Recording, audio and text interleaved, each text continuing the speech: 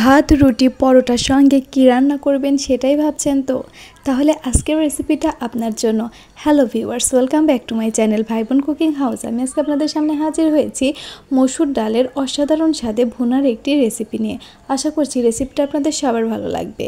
আর এটা তৈরি করতেও একদম সময় কম লাগে, মাত্র 15 মিনিটে আমি এত সুন্দর লোভনীয় স্বাদের মসুর ডালের ভুনা রান্না করেছি। তাহলে শুরু করা যাক আজকের রেসিপিটা বানানোর জন্য আমি একটি প্রেসার কুকারের মধ্যে পরিমাণ মতো তেল নিয়ে নিলাম আর 3টি শুকনো মরিচ দিয়ে দিচ্ছি 2টি মিডিয়াম সাইজের পেঁয়াজ কুচি। ভালোভাবে মিশিয়ে নিচ্ছি আর দিয়ে দিচ্ছি আমি 1 চা চামচ আদা বাটা এবং 1 চা চামচ রসুন বাটা। দিয়ে দিচ্ছি আমি 1 চা চামচ মরিচের গুঁড়ো, হাফ চা চামচ হলুদ গুঁড়ো আর হাফ চা চামচ ধনে গুঁড়ো। সব কিছু একত্রে মিশিয়ে নিচ্ছি। আর এই সময় অবশ্যই চুলার জালটা একদম লোয়ে রাখতে হবে, না হলে মশলাগুলো পুড়ে যেতে পারে। আপনারা চাইলে একটু পানিও দিয়ে নিতে পারেন, এতে করে মশলাগুলো আর পুড়ে যাবে না। দিয়ে দিচ্ছি আমি পরিমাণ মতো লবণ। মশলাটা কষিয়ে নিয়েছি আমি। এবার আমি দিয়ে দিচ্ছি 1 কাপ পরিমাণ মসুর ডাল, ভালোভাবে ধুয়ে পরিষ্কার করে নিয়েছি আমি। আর সব কিছু নেড়ে চেড়ে 2 থেকে আড়াই মিনিট আমি এভাবে করে জাল করে নিয়েছি। আর দিয়ে দিচ্ছি আমি 4 কাপ পানি।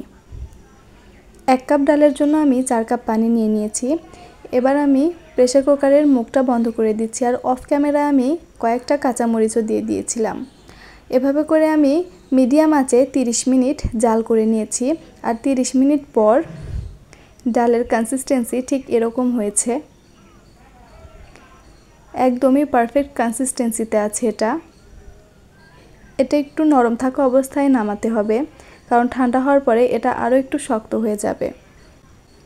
একটি প্যানে আমি পরিমাণ মতো তেল নিয়ে নিলাম আর নিয়ে নিচ্ছি আমি 1 টেবিল চামচ পরিমাণ রসুন কুচি আর 1 টেবিল চামচ পরিমাণ পেঁয়াজ কুচি। সব কিছু একত্রে মিশিয়ে নিচ্ছি আমি। আর আমি এখানে দিয়ে দিচ্ছি 3টি শুকনো মরিচ। এটা একটু ব্রাউন কালার পর্যন্ত আমি ভেজে নিয়েছি।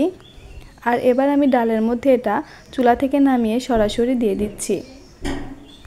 দিয়ে ভালোভাবে মিশিয়ে নিচ্ছি। আমার রেসিপিটা যদি আপনাদের ভালো লাগে লাইক কমেন্ট এবং শেয়ার করবেন। আর যারা আমার চ্যানেলটাতে নতুন, আমার চ্যানেলটা সাবস্ক্রাইব করে পাশে থাকা বেল বাটনটি বাজিয়ে দেবেন, এতে করে আমার ভিডিও নোটিফিকেশান সবার আগে আপনি পাবেন। আমি আবারও একই প্যানে পরিমাণ মতো তেল নিয়ে নিলাম আর দিয়ে দিচ্ছি আমি 2 চা চামচ মরিচের গুঁড়ো। চুলার জালটা লোয়ে রেখে এটা আমি কিছুক্ষণ ভেজে নিচ্ছি।